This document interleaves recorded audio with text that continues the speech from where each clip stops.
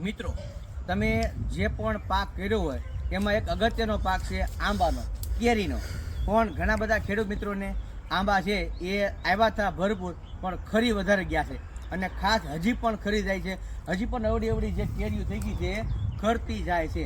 તો હવે આને ખરતી અટકાવવા માટે શું કરવું પડે કે ભાઈ એને ઓર્ગેનિક કાર્બન આપવું પડે, માઇકોરાજા આપવું પડે, ડીપી, યુરિયા ને પોટાશ પણ આપવું પડે, અને સાથે સાથે જે મેન ખોરાક ગણાય છે બરોબર છે, ઝીંક, મેગ્નેશિયમ, કોપર, બોરોન, આયર્ન, લોહ તત્વ, મેડીબ્લોડમ, આવા તત્વો પણ એને મળવા જોઈએ. અને નીચે મૂળિયે ફૂગ પણ ન લાગવી જોઈએ, જેથી કરીને ફૂગને હિસાબે પણ ખરવા ન જોઈએ. તો એના માટે શું કરવું જોઈએ ખાસ મિત્રો કે સિગ્મા કંપનીનું જે સુપિક સોઇલ આવે છે, સિગ્મા કંપનીનું જે સુપિક સોઇલ આવે છે, એક છોડવા દીઠ, એટલે કે આ એક છોડવો છે તો એક આખા છોડવા દીઠ તમારે કમસે કમ 50 થી 75 ml લેખે પાવું જોઈએ. કેટલું?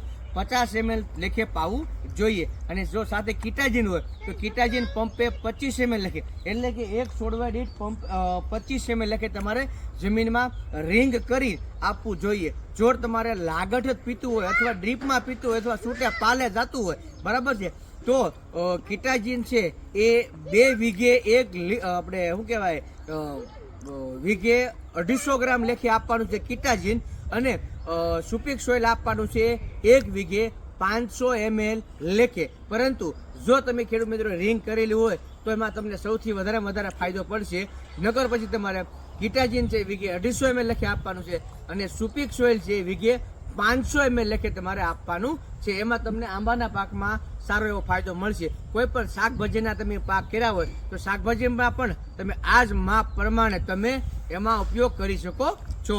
વધુ માહિતી માટે અમારા પેજને સબસ્ક્રાઇબ કરી લેજો, ફોલો કરી લેજો, અને જેથી કરીને વધુ માહિતી મળી રહે. જય જવાન, જય કિસાન.